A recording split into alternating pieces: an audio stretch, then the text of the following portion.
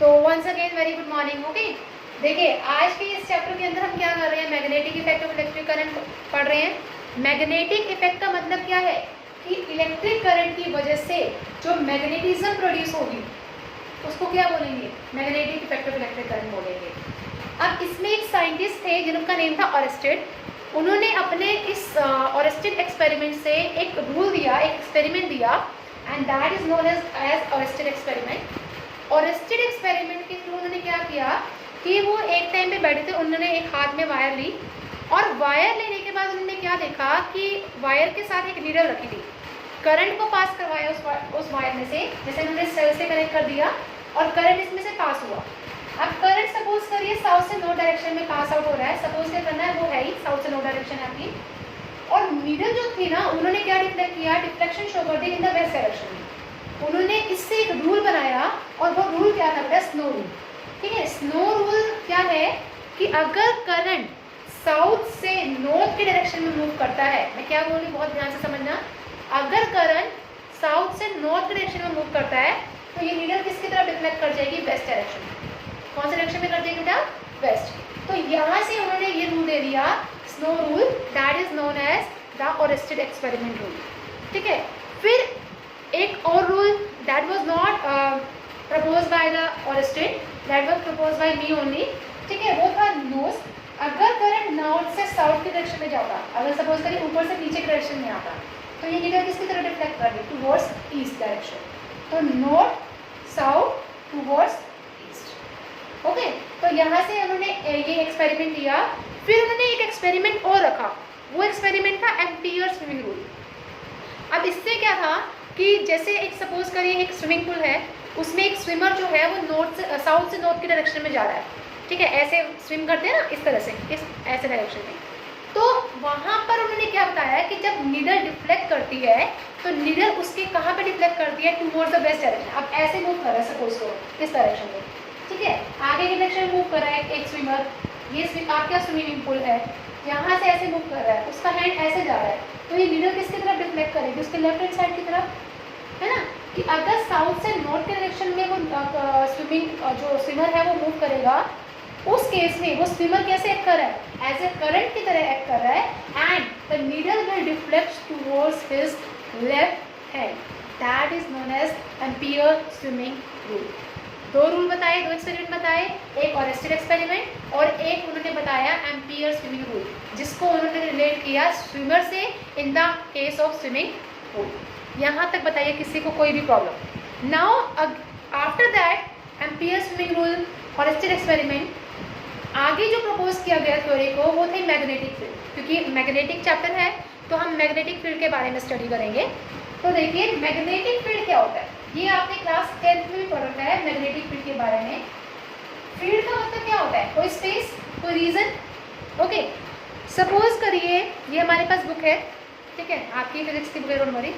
इसके ऊपर मैंने क्या कर दिया, एक मैग्नेट को प्लेस कर दिया या नीचे कर दिया। एक थिन पेपर लेना है आपको, मैग्नेट को प्लेस कर दिया और उसके ऊपर मैंने आयरन फिलिंग को स्प्रिंकल कर दिया। अब उस आयरन फिलिंग को स्प्रिंकल करने के बाद उसके अंदर हमें कुछ शेप मिल जाएगी, मैग्नेटिक फील्ड लाइंस की शेप मिलेगी।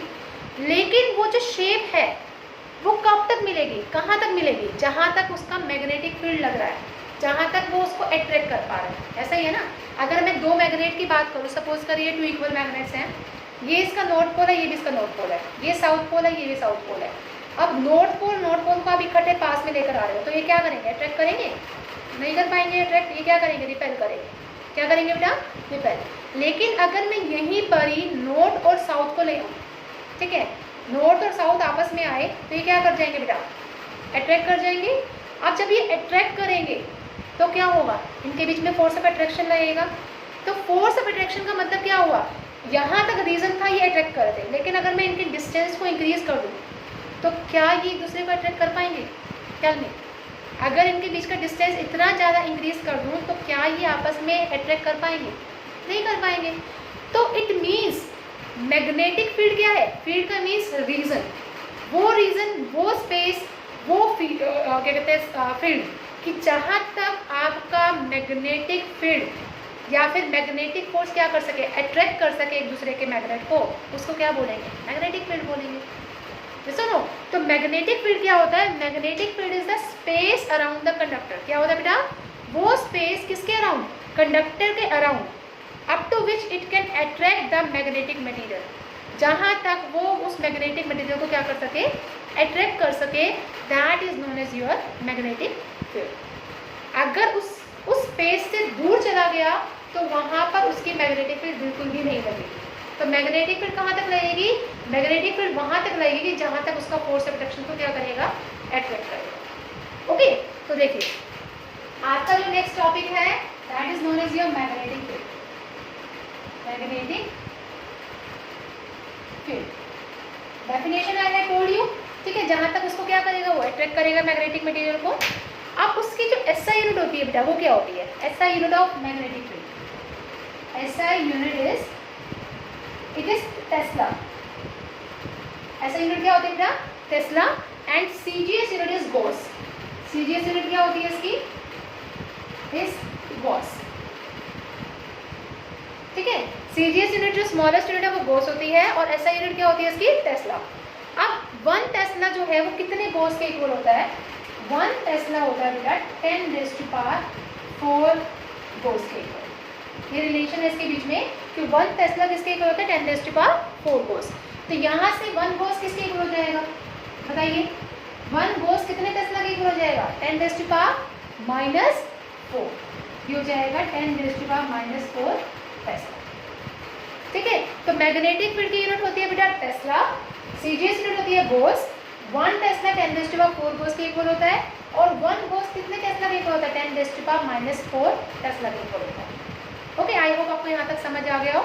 अब what is the dimension of magnetic field? Dimension क्या होती है मैग्नेटिक फील्ड की? ये देखिए, डायमेंशन एज वेल एज, चलिए ऐसा ही हमने बता ही दिया, ठीक है। देखिए नेक्स्ट अब आता है आपका डायमेंशन। देखिए डायमेंशन निकालने के लिए हम निकालते कैसे डायमेंशन मैग्नेटिक फील्ड की? फोर्स अप्लाई होता है, उसका फॉर्मूला होता है BIL। याद है मैंने आपको एक बार चैप्टर नंबर 4 में बताया था, EMI में बिल। मैंने कहा था सांप का जैसे बिल होता है वैसे हमारे पास एक फॉर्मूला होता है फोर्स का BIL। B stand for your magnetic field, I stand for your current, and L stand for your length. एक वायर के पर्टिकुलर लेंथ में कितना करंट फ्लो कर रहा है और उसके अराउंड कितनी मैग्नेटिक फील्ड लग रही है, that is known as your force. Force का फॉर्मूला होता है BIL। यहाँ से मैग्नेटिक फील्ड निकालिए, B किसके इक्वल हो जाएगा बेटा? B is equal to what? F/I into L, ठीक है। L is known as the length of a wire. किसी पर्टिकुलर लेंथ ऑफ वायर से करंट जब फ्लो करेगा then that is your L। Okay, अब यहाँ से इसकी यूनिट निकालिए, डायमेंशन निकालिए, कैसे आएगी? What is the force formula? M1 L1 T-2। What is the current dimension? क्या होती है करंट की dimension? A into T, L is length, ये हो गया लेंथ। तो यहाँ से इसकी डायमेंशन कितनी आ गई बेटा? M⁻⁴ L⁻⁴ यहाँ पे है, ऊपर जाएगा तो -1 हो जाएगा, L⁻⁴ कितना हो जाएगा? 0। T की पावर देखिए, यहाँ -2 है, यहाँ 1 है। 1 when it moves in the upward direction what it get? यहाँ कितना आ जाएगा? M1 L1 T-2 से ये 1 है, ये ऊपर जाएगा, -2 -1 कितना हो जाएगा आपके पास? -3A-1। देखिए यहाँ तक समझ आया आप लोगों को? तो डायमेंशंस का मतलब यहाँ तक आ गए। That is the magnetic field part, कि हमने मैग्नेटिक फील्ड के बारे में पढ़ लिया। अब इसकी डायरेक्शन कैसे निकालते हैं मैग्नेटिक फील्ड की? How to find the direction of magnetic field? किस तरह से निकाला जाता है मैग्नेटिक फील्ड की डायरेक्शन? बहुत ध्यान से देखना। अगर हमारे पास कोई भी स्ट्रेट करंट कैरिंग वायर है उसमें कैसे निकालते हैं, और सर्कुलर लूप होती है तो उसमें कैसे निकालते हैं डायरेक्शन? दोनों की डायरेक्शन बता दी आपको। Direction of magnetic field, direction of magnetic field. Magnetic field की डायरेक्शन कैसे निकाली जाती है? सपोज करिए आपके पास ये स्ट्रेट वायर है, ठीक है, और करंट की डायरेक्शन कहाँ जा रही है? ऊपर की डायरेक्शन में जाती है, ठीक है। Here we can find the direction of magnetic field lines with the help of your Maxwell right hand thumb rule। Right hand thumb rule क्या बताता है? आपका पास ये राइट हैंड है, सपोज करिए आपने वायर ले ली इस हैंड के अंदर, ये वायर है सपोज इट, ठीक है, वैसे वायर है नहीं, वायर ले ली अपने राइट हैंड में। थंब जो है आपके इस वायर के अंदर ये रिप्रेजेंट कर रहा है डायरेक्शन ऑफ करंट, ध्यान से देखिएगा जो मैं बोल रही हूँ, बिकॉज इस चैप्टर में अगर डायरेक्शन समझ नहीं आए तो कुछ समझ नहीं आएगा। करंट की डायरेक्शन सपोज करिए नीचे से ऊपर जा रही है और ये थंब आपके हैंड में जो है ये क्या कर रहा है, it shows the direction of your current, ठीक है, आपने इसको होल्ड कर रखा है। अब करंट ऊपर की डायरेक्शन में है तो ये जो कर्ल है फिंगर का वो कौन से डायरेक्शन में जाएगा, क्लॉकवाइज और एंटी क्लॉकवाइज। सारे करके देखें अपने हैंड में, आपका राइट हैंड है, पेन लीजिए हैंड में, आपके हैंड में राइट हैंड में लेना है, थंब जो है वो करंट के डायरेक्शन को शो कर रहा है, तो ये कर्ल और फिंगर कौन से डायरेक्शन में जा रहा है, क्लॉकवाइज या एंटी क्लॉकवाइज डायरेक्शन में, प्लीज लेट मी नो। देखिए तो क्या बोला, करंट अपवर्ड डायरेक्शन में, तो हमारा जो फिंगर है कर्ल ऑफ फिंगर्स वो जा रहा है बेटा एंटी क्लॉकवाइज डायरेक्शन में। कौन से डायरेक्शन में जा रहा है, एंटी क्लॉकवाइज। क्यों जा रहा है, देखिए अगर मैं इस डायरेक्शन में करती तब क्लॉकवाइज होता, जैसे घड़ी की सुई चलती है, ठीक है, लेकिन अब हम अपोजिट डायरेक्शन में मूव कर रहे हैं। अपोजिट का मतलब हमारा जो डायरेक्शन होगी वो कैसी होगी, एंटी क्लॉकवाइज डायरेक्शन। तो देखिए हमारे पास जो मैग्नेटिक फील्ड लाइन की डायरेक्शन होगी उस डायरेक्शन में आएगी, इसी डायरेक्शन में तो आ रही है, है ना। तो एक चीज याद रखना, अगर करंट यहाँ पे अपना हैंड रखिए, देखिए इस डायरेक्शन में अपना हैंड रखिए, अपने हैंड को यहाँ देखते रहिए, ठीक है। अब ये अंदर तो हम घुसा नहीं सकते अपना हैंड, तो यहाँ से अगर हम देख रहे हैं तो मैग्नेटिक फील्ड इनवर्ड डायरेक्शन में लग रही है। इनवर्ड हमेशा किससे डिनोट करते हैं, क्रॉस से डिनोट करते हैं। किससे डिनोट करते हैं, हमेशा क्रॉस से, ये इनवर्ड डायरेक्शन होगी, ठीक है। अब ये देखिए अगर मैं यहाँ से ऐसे कर रही हूँ और इसको ऐसे लेकर आ रही हूँ, अब ये अंदर से तो मैं लेकर नहीं जा सकती थी, मैं ऐसे शो कर रही हूँ, लेकिन यहाँ से कैसा आ रहा है, आउटवर्ड डायरेक्शन आ रहा है ना इस साइड से, तो यहाँ पर क्या आएगा, आपका आउटवर्ड डायरेक्शन आएगा। और आउटवर्ड को हमेशा डिनोट करते हैं हम मैग्नेटिक फील्ड में डॉट से। किससे डिनोट करते हैं बेटा, डॉट से, ओके। ये हो गया इनवर्ड, ये हो गया आउटवर्ड। अब सिमिलरली ऐसे आ जाइए, एक वायर के करंट डाउनवर्ड डायरेक्शन में जा रहे हैं, अब बताइए मुझे मैग्नेटिक फील्ड की डायरेक्शन कहाँ से कहाँ होगी, हरी अप। तो इस केस में हमारे पास जो फील्ड रहेगा, ये देखिए क्लॉकवाइज डायरेक्शन में जाएगा, तो डायरेक्शन हो गया हमारे पास क्लॉकवाइज, इस तरह से, ठीक है। अब एक चीज बताइए, अब करंट की डायरेक्शन यहाँ है, ऐसे है, अब यहाँ से तो क्या होगा, इस तरफ इनवर्ड आ जाएगा और इस तरफ क्या आ जाएगा आपका आउटवर्ड। देखिए आउटवर्ड ऐसे आएगा, तो ये तो होगी डायरेक्शन किस चीज की, इनवर्ड की इस तरफ, और इस तरफ क्या होगी बेटा, outward direction, outward direction. Similarly अगर मैं वायर को इस तरह से बनाती हूँ, अब ऐसे डायरेक्शन में है, अब बताइए इनवर्ड कहाँ आएगा, आउटवर्ड कहाँ आएगा, डायरेक्शन ऑफ करंट इस तरफ है, ऊपर कौन सा डायरेक्शन आएगा, नीचे किस कौन सी डायरेक्शन आएगी, ये बताइए। करंट की डायरेक्शन है इस डायरेक्शन में, अपना हैंड को रखिए, जहाँ पर आपका वायर है उसी डायरेक्शन अपने हैंड को रखिए, यहाँ रखा, कहाँ जा रही है आपका हैंड, इनवर्ड डायरेक्शन में, तो इट मीन्स यहाँ पर क्या आएगा आपका इनवर्ड, अगर यहाँ इनवर्ड है तो उस तरफ क्या हो जाएगा आपका outward, outward direction, okay. Similarly अगर मैं ये इस तरह से बना दूं फिगर, ऐसे है, अब बताइए इसके अंदर अपने हैंड को उसी के डायरेक्शन में रखिए, हैंड को यहाँ रखा, अब इनवर्ड कहाँ है, अपवर्ड डायरेक्शन में, और आउटवर्ड कहाँ आएगा, डाउनवर्ड डायरेक्शन में, यस वेरी गुड। तो ये हो गया आपका इनवर्ड और ये हो गया बेटा आपका आउटवर्ड, ठीक है। अगर आपके पास कोई भी स्ट्रेट लूप है तो उस केस में आप इनवर्ड और आउटवर्ड कौन से रूल से करेंगे, Maxwell right hand thumb rule.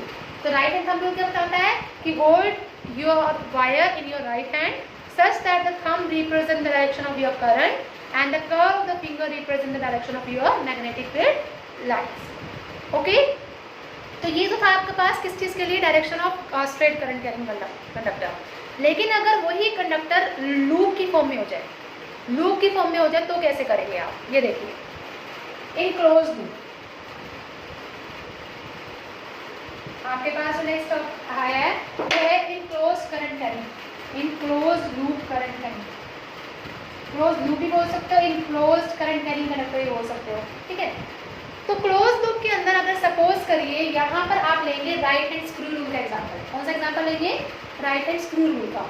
आप जैसे स्क्रू को वो करते हैं ना, रोटेट करते हैं with the help of screw driver. अब क्या हुआ, अगर हमने उसको टाइट करना है, ठीक है, तो वो क्या जाएगा, नीचे के डायरेक्शन में जाएगा। अगर हमें इसको क्या करना है, ओपन करना है, तो वो कहाँ आएगा, ऊपर के डायरेक्शन में आएगा। ऐसे ही होता है। सिमिलरली अब यहाँ पे करेंगे, इसमें क्या होता है, अगर आपके पास एक क्लोज लूप है, ठीक है, और करंट की डायरेक्शन कुछ इस तरह से है, इस तरह से, ठीक है, तो आप क्या बोलेंगे, ये देखिए आप कर भी सकते हैं। स्क्रू रूल है ना, अगर आप इसको क्या कर रहे हैं, इस तरह से घुमा रहे हैं ऐसे ऐसे, तो वो स्क्रू कहाँ जाएगा बता सकते हैं? स्क्रू ड्राइवर है आपके पास, मान लीजिए स्क्रू ड्राइवर है, मैंने इसको क्या किया, इस डायरेक्शन में रोटेट किया, ऐसे ऐसे रोटेट कर रही हूँ इस तरह से, जहाँ मैं खड़ी हूँ उस डायरेक्शन में। तो बताइए किस डायरेक्शन में जाएगा, नीचे या ऊपर? बताइए जल्दी से, हरी अप, इनवर्ड या आउटवर्ड? तो जब आप इसको इस डायरेक्शन में रोटेट करेंगे ना, तो यहाँ पर आपकी जो मैग्नेटिक फील्ड कहाँ लाई करेगी, इनवर्ड या आउटवर्ड? ठीक है, ये आप मुझे बताएंगे। बिल्कुल सही बोला है वैसे जिन्होंने ये बोला है आउटवर्ड, लेकिन इनवर्ड और आउटवर्ड जो भी है वो आप लोग इसमें बहुत कंफ्यूज हो रहे हैं, बहुत ध्यान से देखिए। तो जब हम इसको इस डायरेक्शन में रोटेट करेंगे तो डायरेक्शन क्या रहेगी इसकी, आउटवर्ड डायरेक्शन रहेगी। कौन सी रहेगी, आउटवर्ड। अब इसके डायरेक्शन को चेंज कर दीजिए, अभी इस तरह से आ गई। अब बताइए, अब आप अगर इसको इस तरह से घुमाएंगे तो कहाँ जाएगी वो, कौन से डायरेक्शन में जाएगी, इनवर्ड डायरेक्शन में। ठीक है, तो ये क्या करते हैं आपका, ये हो गया इनवर्ड डायरेक्शन। तो ये आपका क्या है, क्लोज लूप है, जिस केस में आप क्या बोलेंगे कि आपकी अगर लूप में करंट जो है एंटी क्लॉकवाइज डायरेक्शन में जा रहा है तो मैग्नेटिक फील्ड आउटवर्ड डायरेक्शन में रहेगी, अगर वो क्लॉकवाइज डायरेक्शन में जा रहा है तो वो कौन सा हो जाएगा, इनवर्ड आ जाएगा। ओके, तो this is known as your direction of your magnetic field. ये क्या है बेटा, आपकी डायरेक्शन है मैग्नेटिक फील्ड। ओके, यहाँ तक बताइए किसी को कोई problem? So this is all about today's part. आज के पार्ट में हमने मैग्नेटिक फील्ड की डायरेक्शंस को देखा है, मैग्नेटिक फील्ड क्या होता है वो देखा, और ऑलस्टेड एक्सपेरिमेंट क्या होता है वो देखा। तो प्लीज़ अगर आपको कहीं से भी कोई भी प्रॉब्लम हो किसी भी टॉपिक के अंदर, तो प्लीज़ आप हमें कमेंट कर सकते हैं हमारे यूट्यूब चैनल पर, या फिर आप हमें मेल कर सकते हैं हमारी ईमेल आईडी पर, और हमारी ईमेल आईडी है alineclasses@gmail.com। और कहीं पर भी बेटा कोई भी दिक्कत आती है तो प्लीज़ आप पूछ सकते हैं। And the second thing is, please जितना हो सके शेयर करिए हमारी वीडियो को, सब्सक्राइब करिए, so that you will get your daily notification. इसी के साथ thank you for your patience.